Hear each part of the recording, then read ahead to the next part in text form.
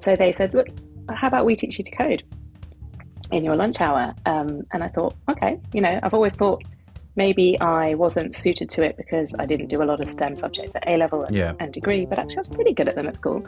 And I did languages mostly for my studies. And I was learning a language. It was just a coding language. And I realized this was actually a lot easier than I thought. And I couldn't understand why it had this kind of cachet that no one else could do it. You had to be a certain type of person. You pretty much had to have a maths background. You had to be a man. You had to be a certain type. And I just thought, this is nonsense. And it makes the world go round. And for every career I could imagine my kids getting into, there was me sitting in journalism needing to know it. I wanted them to have this literacy in coding. So really, as a mum, I started looking into it and saw there was this gap in the market. Welcome to Push to Be More with me, your host, Matt Edmondson. This is a show that talks about stuff that just makes life work.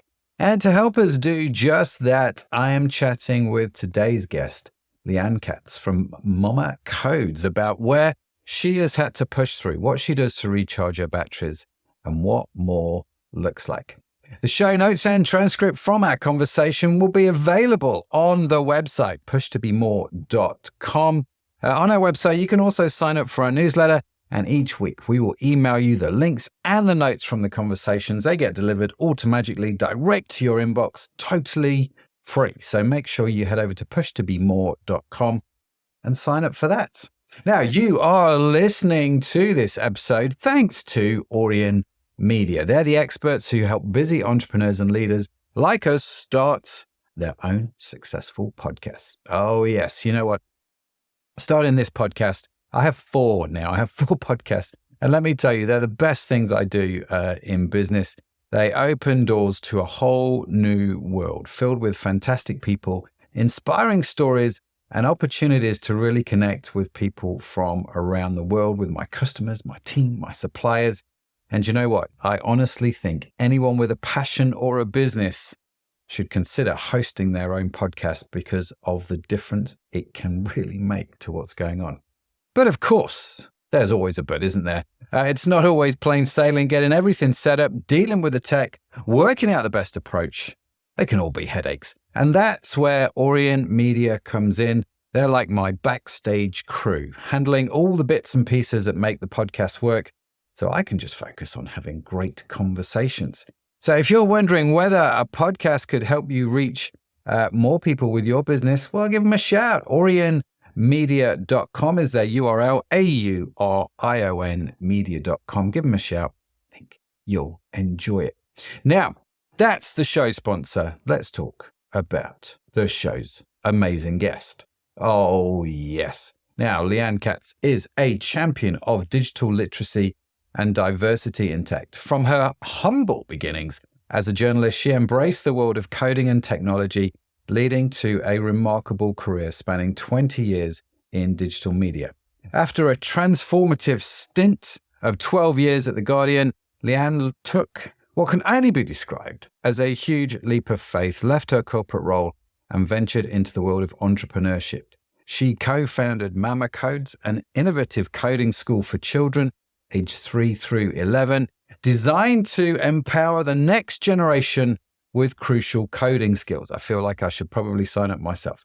Now, Mama Codes has taught over 5,000 kids to code, and it's on a mission to widen its impact, all under Liane's just joy and zest for life. And so as she guides the business into its exciting future, she's a passionate advocate for diversity in tech, remains committed to creating a world where every child, regardless of their circumstance, has access to coding education, which I feel is a massive mission. Liane, great to have you. Thanks for joining us. That's quite an impressive bio. I enjoyed reading it. I enjoyed listening. Thank you so much for inviting me on. No problem at all. It's great to have you here, and thanks for joining us. And just as we kickstart the conversation, whereabouts in the world are you? I am in Brixton in South London in the UK. So let me start out, Liane, with that opening question that I like to ask everybody. Mm-hmm. Now, you're actually starting a podcast, aren't you? This is something that you are quietly, secretly doing. It's not yet out there. That's right. Yeah, which is awesome. And so this show is sponsored by Ori Media, which helps folks podcast. I like to ask this question.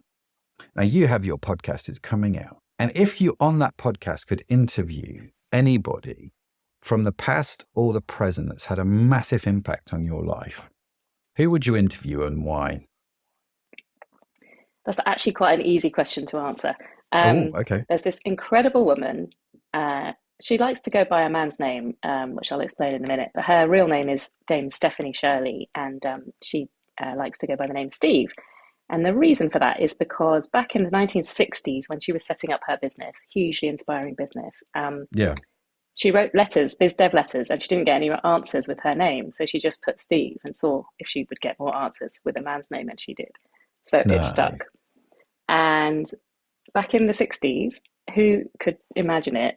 This was an era where she herself and many other women were asked to leave the workforce when they got married, let alone had children. And she was a super brain, was so advanced in maths in her secondary school that she was moved to a boys' school so she could do more maths. And then she went into early days of computing. I think it was the post office she worked for. So she had this incredible career ahead of her. But when she got married, the done thing was to step down. Wow. So she thought, well, this isn't good enough. I'm going to scoop up all that wonderful talent sitting at home in suburban homes all around, the country, and create a freelance programmers company. It was called Freelance Programmers, staffed by women, mostly mums working from home. Wow. Now, you might see some parallels with my business. Yeah, I'm starting to see the connection. Yeah. Steve Shirley was mentioned at the kind of co-founding conversation that I had with my earliest business partner, who said, "Have you heard of this lady, Steve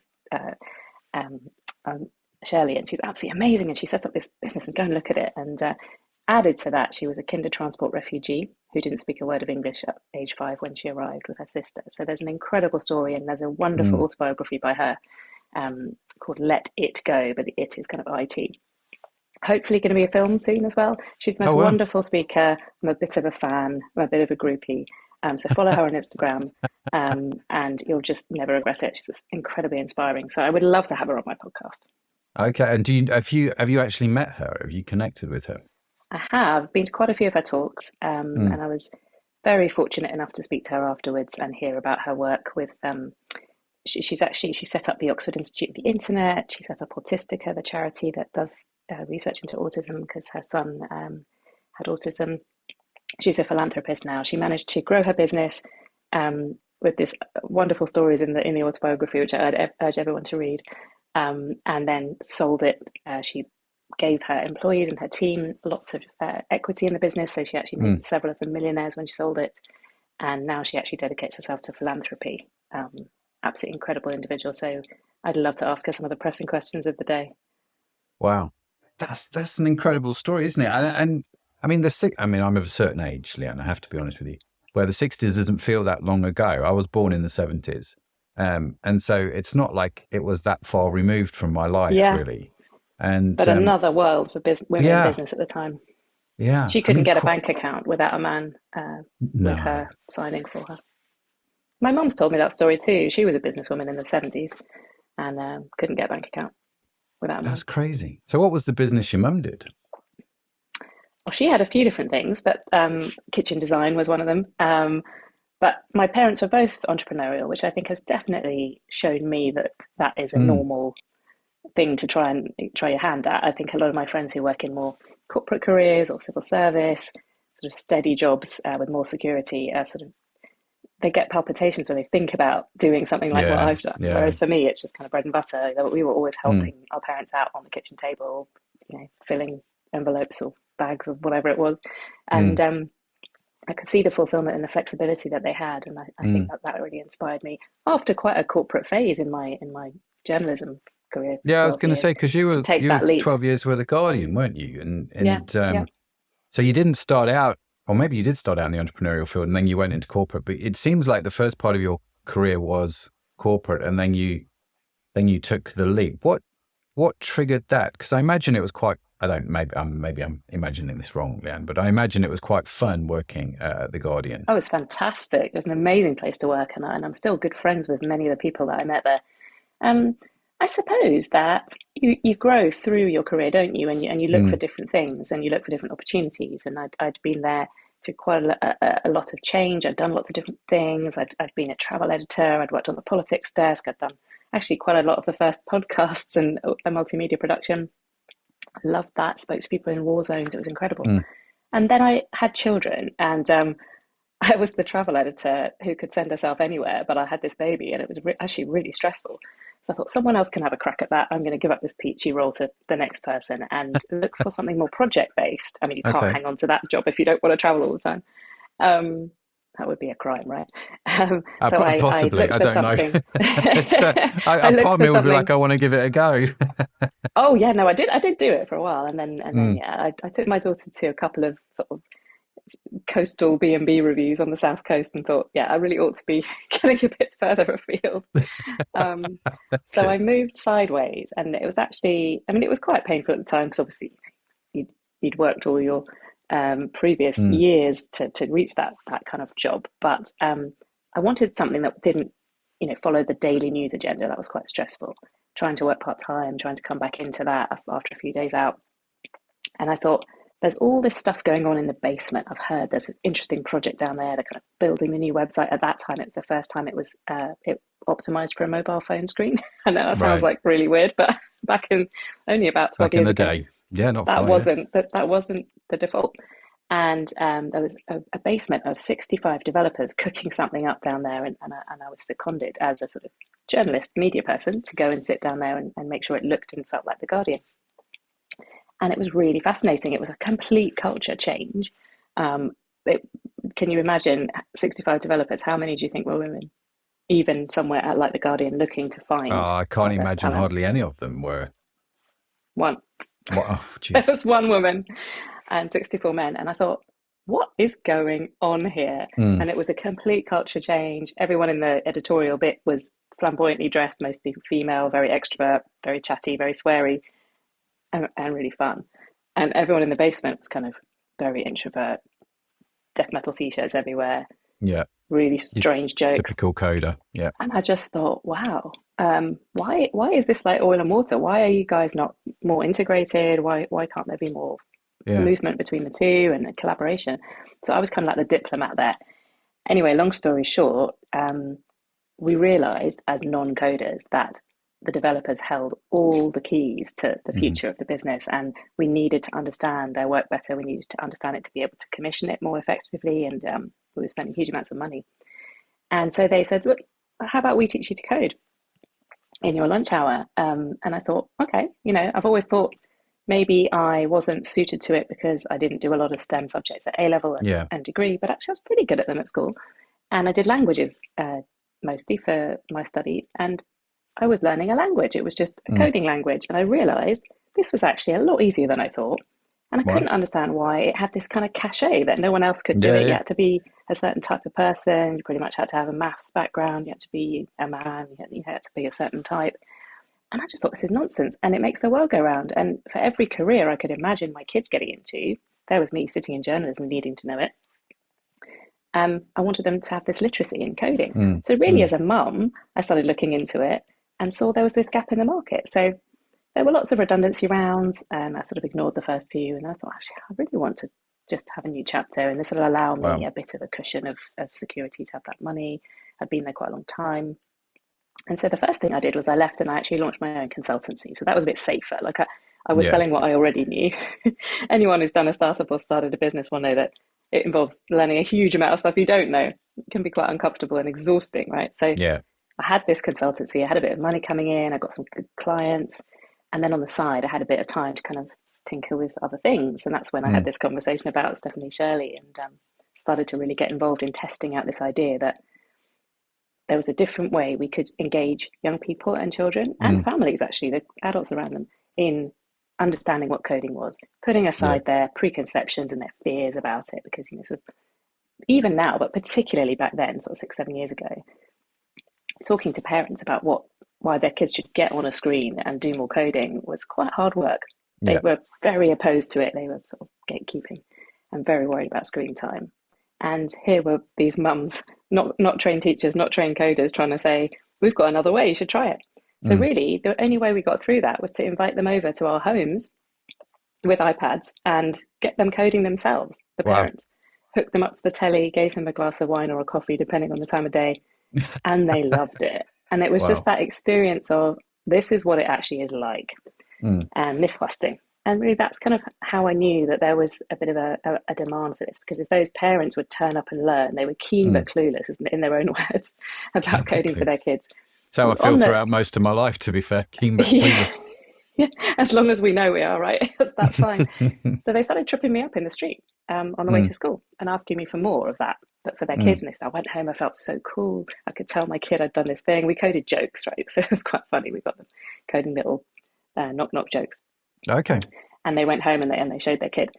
And it was like, who thought coding could be like this? Well, if it's like that, then I'm all for it. And they all signed up in Mm. droves to our pilot classes. And then from there, I felt confident kind of jumping in with 2 feet, really running it full time. So it kind of went from Mm. side hustle To your to what main I'm doing business. now. Fantastic.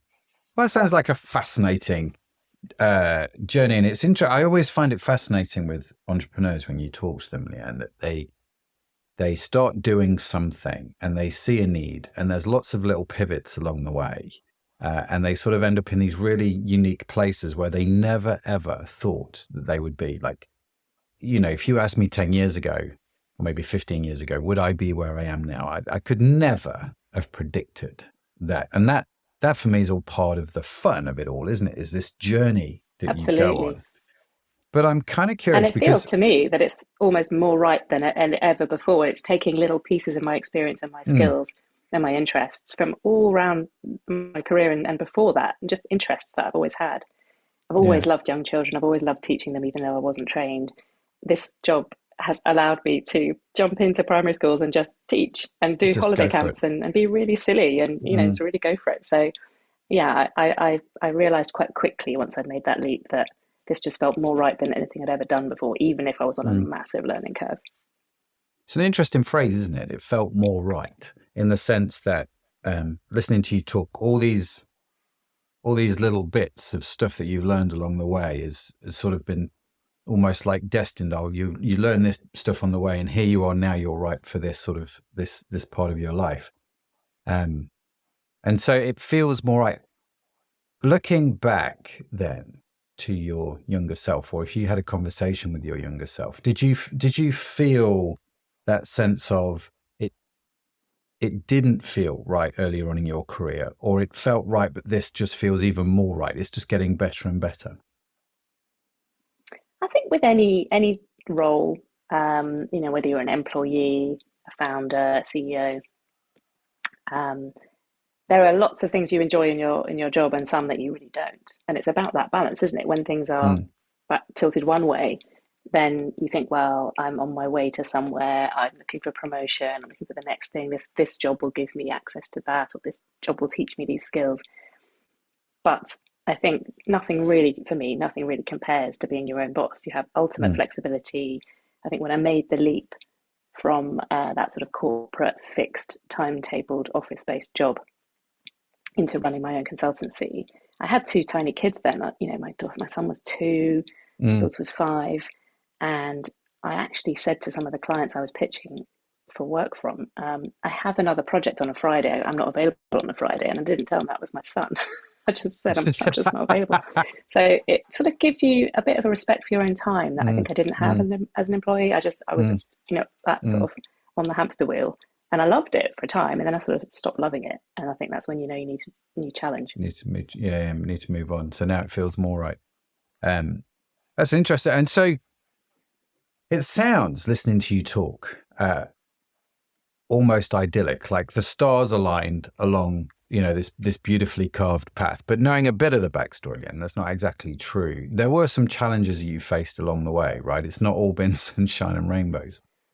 Absolutely. I mean, entrepreneurship is a roller coaster, no two ways about it. And you know, I think you have to hold on to the highlights to Mm, give yourself the energy to get through the tougher times. And there's certainly yeah. been many of those. I suppose even from the outset, having the confidence that I could get into this, I could play Mm, in this space as a yeah. non-teacher, as a non-coder by training.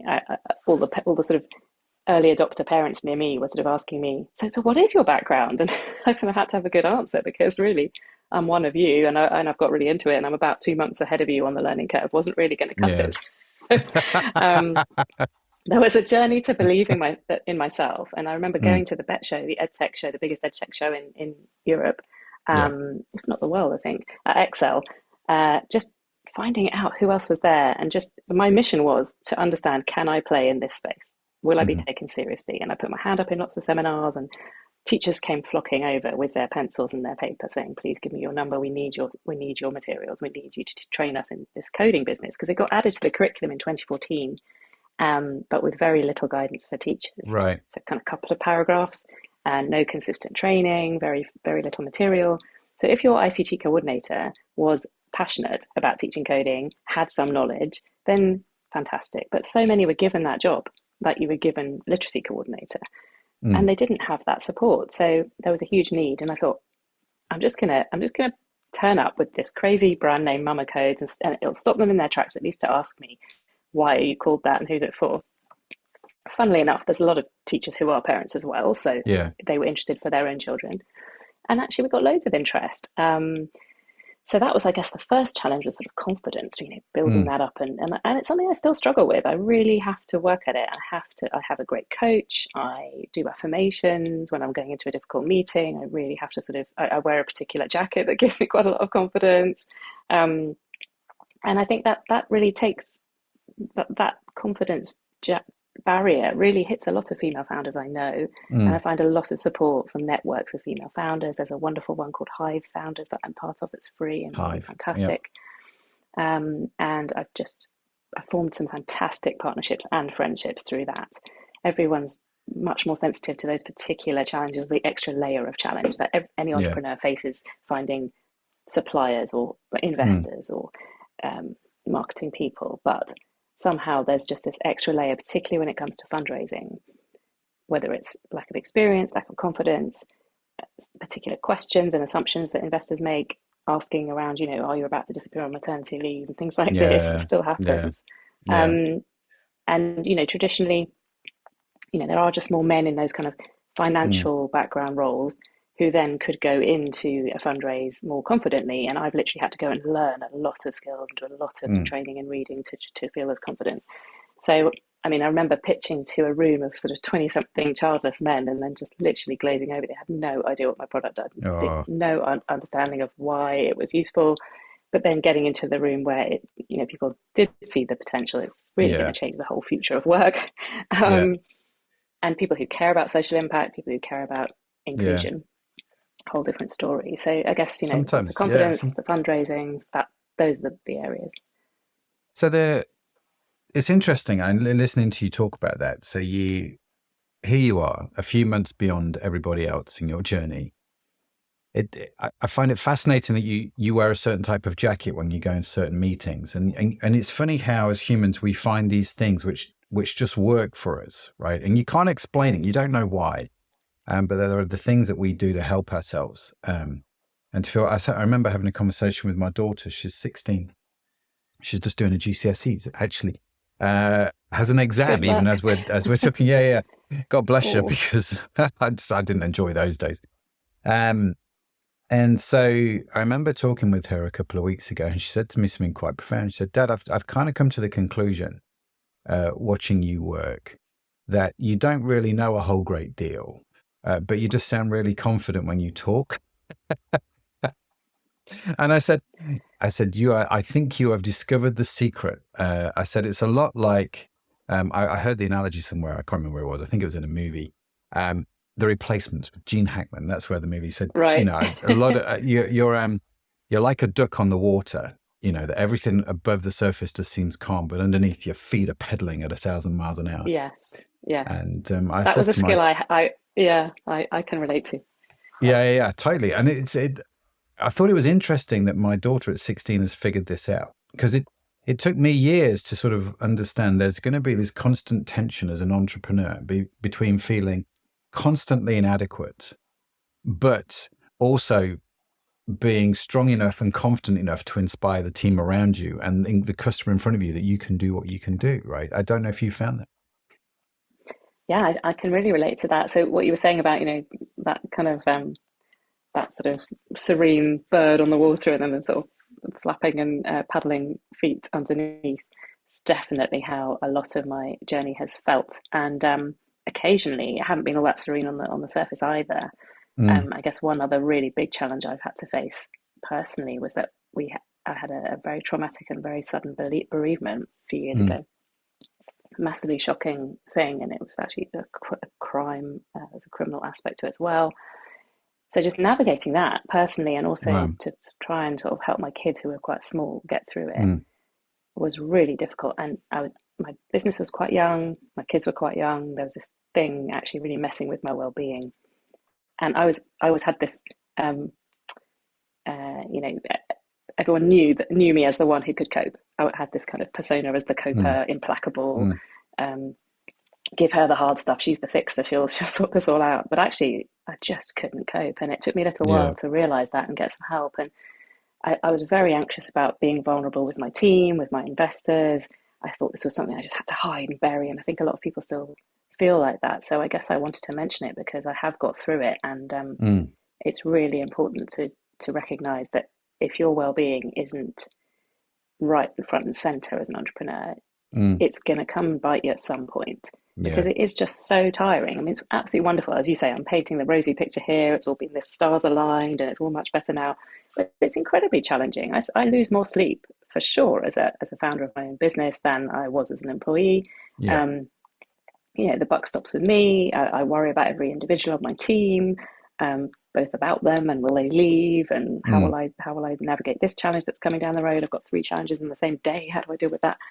It is lonely at the top. I'm very, very fortunate to have a wonderful co-founder and business partner who has been. We've been working together for 5 years now, and mm, we're very similar in many ways, but very different in others. And we just complement each other brilliantly. So if one of us is having an awful time, the other can lift them up, and vice yeah. versa. And we come at things from quite different angles. So sometimes just getting out of your head and sharing that problem, getting a different perspective can really help. Yeah. That's really powerful. I mean, the phrase you said there about being vulnerable with the team, it's interesting, isn't it? Because the 60s or 70s, when Steve, was setting up her business, um,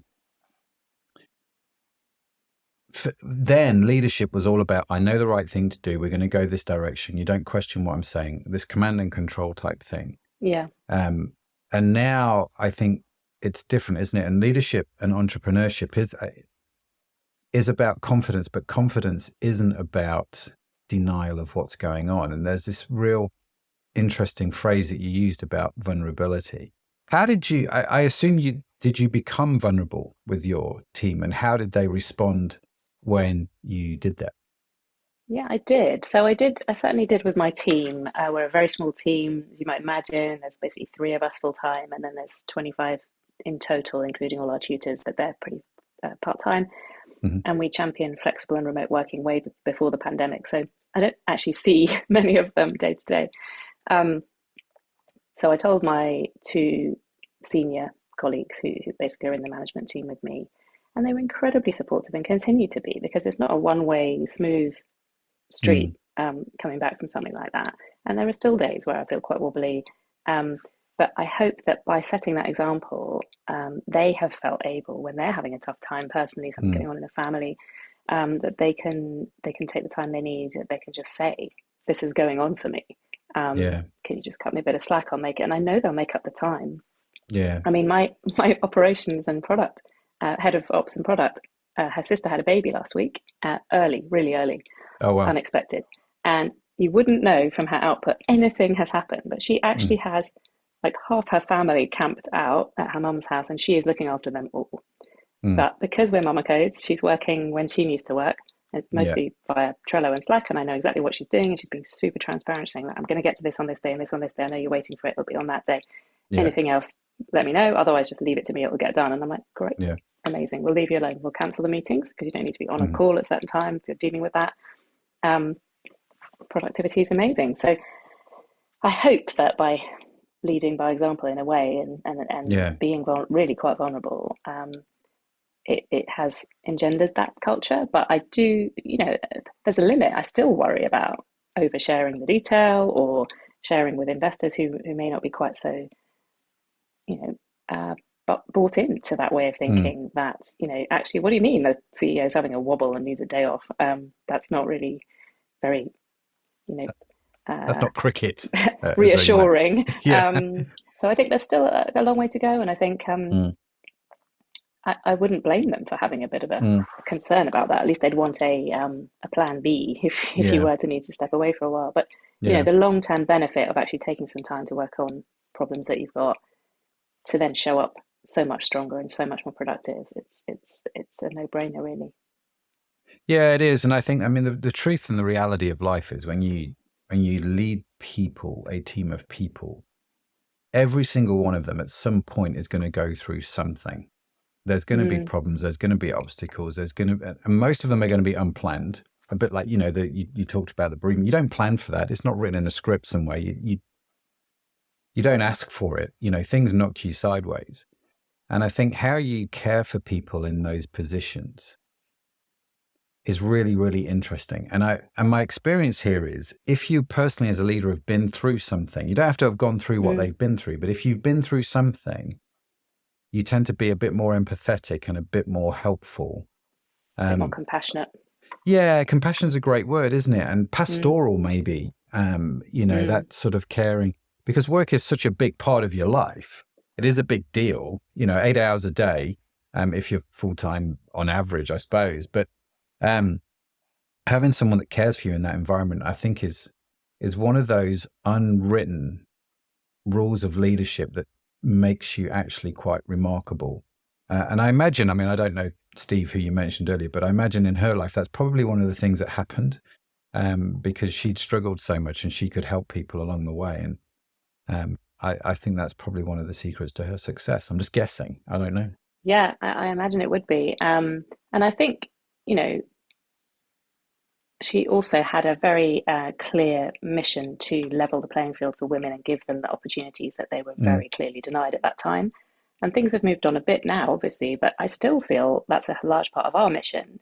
So we actually have over 70% of our tutors, coding tutor teachers, are female, and over 40% are from diverse backgrounds. So we're really trying to empower women to learn about coding and tech skills and then pass them on in their own communities. And give flexible working as well. So that is a huge part of what drives me, is that empowerment piece. It's not just empowering the kids who are in our lessons, it's actually empowering the team and looking for other skills they want to learn, so that by joining us doing one thing, they may well actually be able to do 2 or 3 different things across the business. I always look inside the business for anyone who I could bring into something that's an empty role or an empty project. Fantastic. And so what does more look like, Liane? You're here, you're on the, you've got 3 full-time employees, you've got 25 staff overall. It's growing. Coding's becoming a bigger and bigger deal. Boys and girls in the classrooms learning it, doing some great stuff, making it accessible. So what does the future look like? What does more look like for you? Yeah, so as you say, we've grown our live taught lessons. So we now have dozens of lessons of classes a week, and a fantastic kind of tribe of mama coder children learning on average, at least a couple of terms. Some of them stay with us for years because they can start at 3 and go all the way up to 11 with different languages. But there's a limit to how much you can grow a live taught model. So you need the tutors and the kids to be roughly in the same time zone. It's a certain amount of money per week per child. So really, to take that next leap, we have built an app which is going to allow kids to self-serve. So it's aimed very boldly at the age group 3 to 7. Can't bank on them being reading fluently at that stage. So it is designed to allow them to teach themselves to code. Basically, it's like Duolingo for coding. And it's voiced by kids so that they just narrate the instructions and things flash and pulse so they know what to tap. And we're super excited about it. So we're at sort of alpha testing stage of that. And that's called Looparoo. And there's a free element. Yeah, there's a free element. It's a freemium model. So do Google it, Looparoo. AROO. And it's fronted by some fantastic sort of non-gendered, diverse mascot characters, sort of Dora the Explorer type visuals, and super excited about engaging lots of small kids, no matter their background, before any bias is set in about, coding and whether it's for them and what code looks like. Yeah. And to enable that launch and scale, in UK first and then international, we are doing a fundraise. So we are doing a crowdfund on Seedrs, followed by hopefully some angel investors. So if anyone's listening wants to get in touch, I'd love to speak to you. So yeah, that's going to take up the rest of this year. And then next year is going to be all about scaling and launching and scaling the app in international markets. It's very easy to adapt to the local language because it's not got a lot of text in it. And growing our classes. And alongside our commercial classes, we actually have quite a busy and growing strand around outreach classes. So we actually work with a lot of corporate sponsors to run free clubs for children, either in their local community or partner charities that they already work with as part of their CSR, or they fund the charity partners we already have. So that is really exciting as well. And it's another alternative model, particularly at times when it's been quite tough, kind of asking parents with lots of budget pressures to shell out, and particularly in these marginalized communities where you really do see the digital divide coming in. People don't have access to the devices at home, and the parents just can't stretch to it. This is a great way to make sure we're being more inclusive, and so we'll be ramping that up as well. So again, if you think that the company you work for or the company that you run might be interested in sponsoring some of that activity, it's not very expensive, and it can also be done through the app by sponsoring places for that. So yeah, that's what's keeping me busy. That's what's in my in tray. Wow. Just a few bits and pieces. Yeah, there's no shortage of stuff. And on top of all of this, you're moving 2 miles down the road. Yeah. Because, why would you not that extra? Why would you not add that extra? Yeah, challenge to yourself. That's awesome. Well, Liane, listen, we've got to that part of the show where I draw out from the question box, the questions. Okay. So are you ready for this? Making me nervous now. Good. They're not good at all. It's going to be fun. I love this part of the show. So you're going to say stop, and we're going to read that question. Stop. It's interesting how many people wait until the end. It always intrigues me. Okay, so I want you to know this is where you told me to stop. Okay. And then I suppose there's 2 ways to answer this question, and I'll let you answer it whichever way you like. What do you and your partner most argue about? My mess. I'm very messy. I'm a creative, borderline ADHD kind of, always distracted by the new exciting thing and not actually putting something away or, tidying up. This is why this weekend's been quite a stress for me, because I've had to tidy up the whole place and declutter our entire lives for 4 people. But I'm trying to cultivate some OCD. I'm trying to balance myself out. I'm trying to get tidy in order to reduce the arguments. How's that working out for you? I don't blame him for arguing. I don't blame him for arguing with me over it. I don't know. You'd have to ask him. I think it's working quite well. I'm always up for self-improvement. You should see the books by my bedside. How to declutter your home is at the top. How to declutter your home. There's a really interesting, I can't remember the name of the chap that wrote the book. There's an interesting book about willpower.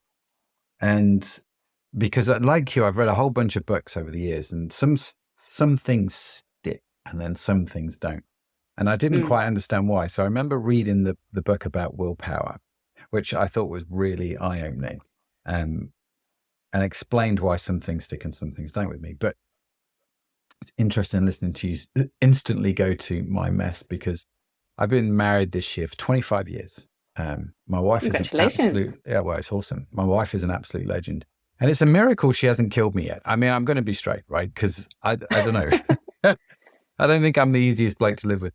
But she somehow has found a way. And over the years, I have got tidier. And I remember a few years ago, it must have been about 10 years ago, because for the longest time in the house that we were in, Sharon and I, we didn't have a bed. We just had a mattress on the floor. And we didn't, the reason we didn't have a bed was not because I didn't want to get one, because I like to make stuff part-time out of wood. I'm a bit of a woodworker. And so I was going to make this bed. But I was in no One rush day. because Yeah. one day I was in no rush because the kids were young and we used it as like a mat, a wrestling mat on the floor. Do you know what I mean? We could fight and wrestle. Yeah, yeah. Anyway, eventually I made this bed and I just decided one day that every day when I got up, the first thing I would do is I would make the bed. Because we used to do this thing that the last person out of bed would make it. And I thought, no, I'm going to bless my wife and I'm going to make the bed every day. And that was the start of me trying to be more tidy. I do make the bed. I have to be honest with you. I have got into that. I do make it every day. Not sure about the rest of my tidiness. It's a tiny habits thing. So I've been testing out it's like a TM tiny habits method. I signed up to a new coaching program, brilliant app-based coaching program called Prime Focus. I'd really recommend it. And the first thing they get you to do is think of 2 or 3 things. I think it's 2 habits you want to try and add and 1 to lose. But it has to be like triggered by a particular moment in your day or a sensation in your day. So mine were the minute my feet hit the ground after I get up in the morning, I'm going to do a sun salutation because I love yoga. It keeps me really grounded. When I don't do it, things go wrong. I realize how valuable it is for me. And it's so easy just to be on the go and rushing everywhere all day. But if you just take that time, odds are you're going to do more than one. You're going to do something else as well, 5 minutes. But it's so easy to fit that in. And then you gain that confidence that you can change, you can improve, you can get things going. And the other one was when I sit down for breakfast, I'm going to have at least half a glass of water. Because again, I'm just not great at drinking enough water. And everything else just sort of sets you up for the day, those 2 things. It's also putting yourself first in a sort of busy parenting situation. And it's stuck. I think I'm on week 3, but I'm really not someone who finds new habits that easy because I'm so busy. I find it really hard to kind of sustain them. So yeah, I think the tiny habits thing, just making it super, super small is really, really tiny good. Habits works really stuff well. About your phone. Trying to put your phone away a bit more. I think the science is 28 days, isn't it? Or 30 days or something like that. If you can do something for 30 days consistently, then the chances are excellent that you can actually make that stick for a long period of time. Maybe that explains why the bed. But I think it's also about making it super small. So, I always thought I need to do at least 10 minutes yoga before everyone gets up in the morning. And that's just not happened for years. But I can do a sun salutation because that's like 30 seconds. Okay, I don't know what that is, but no, I've just got visions of me trying to get out of bed, trying to put my foot around the back of my head and it just going very wrong. Nothing like that. No. Just a little bit of a standing stretch and then very well, fair play. Very, very quick. Very easy to do. Absolutely. I've actually just started getting up and now I journal and write. The very first thing I do before I get showered, anything, I just write for half an hour. I don't have an agenda when I write. There are some things that I need to do prep for, but some things I don't. Just get up and write. Super helpful. But fascinating. Great tip. Listen, great tip. It's been brilliant having this conversation. Really enjoyed it. Super, super stoked by what you guys are doing over at Mama Codes with the kids and the coding. I think it's brilliant. And well done to you and Steve for, doing something in what is traditionally a male-dominated industry. I'm loving the stories, and it's great to hear. And just keep inspiring because it's phenomenal. It really is. It's brilliant. So, thank you so much. And whenever I go into a class, if ever I need a bit of a pick-me-up, I just kind of go and watch one of the classes in action, and I see these tiny kids doing the most amazing, complex things with a huge smile. And I'm like, right, that's why we're doing this. Totally. Absolutely. It's very inspiring to me as well. Yeah, absolutely. It's just funny, isn't it? And it'll just keep you going and the cycle perpetuates. And it's amazing when you're doing something that you're inspired by, how inspiring you become. And I don't know what starts it first. I think if you're inspired by what you do, you become inspiring to others. But by inspiring others, maybe you also become inspired by what you do. And it's a catch-22. Anyway, I'm sure there's people out there that answers those questions. Yeah, absolutely. How do people reach you? How do they connect with you if they want to do that? What's the best way? Fantastic. So our website is a good place to start, www.mama.codes, mama.codes. There's free taster sessions for any child aged 3 to 11 on there. And you can find out about our new app and get free early access to that as well. You can find us on all the usual places, LinkedIn, Instagram, Twitter, Facebook. And do get in touch. You can sign up to our free newsletter, Raising Digital Kids, and in due course, our podcast of the same name, where we try and really empower and educate and support parents in all the wider themes around raising kids in this digital era. Online safety, how to manage screen time, positive screen time options such as coding or creating books or creating videos using tech rather than passive screen staring. So if you're interested or concerned about any of those issues, we've got lots of resources and free advice there. Love you to join our community. Fantastic. And that's at mama.codes. Mama.codes, yeah. www.mama.codes. Mama.codes. Awesome. Well, Liane, listen, thank you so much for coming on to the show and sharing your story. Genuinely, really enjoyed it. No, it's been great. I've loved every second of it. It's I feel like I could keep going if I'm honest with you, as I do with most of our guests. I feel like I just start scratching the surface, and there's like, oh, I could ask this question. No, genuinely, it's been brilliant. That's always a good sign. Absolutely. Well, thanks again to Liane for joining me. What a great conversation that was. Really enjoyed it. Also, a big shout out to today's show sponsor, Aurion Media. If you are wondering whether podcasting is a good marketing strategy for your business, do connect with them at aurionmedia.com. That's AURION media.com. Now, be sure to follow Push to Be More wherever you get your podcast from, because we've got yet more great conversations lined up. I don't want you to miss any of them. And in case no one has told you yet today, you are awesome. Yes, you are. Created awesome. It's just a burden you have to bear. Liane has to bear it. I have to bear it. You've got to bear it too.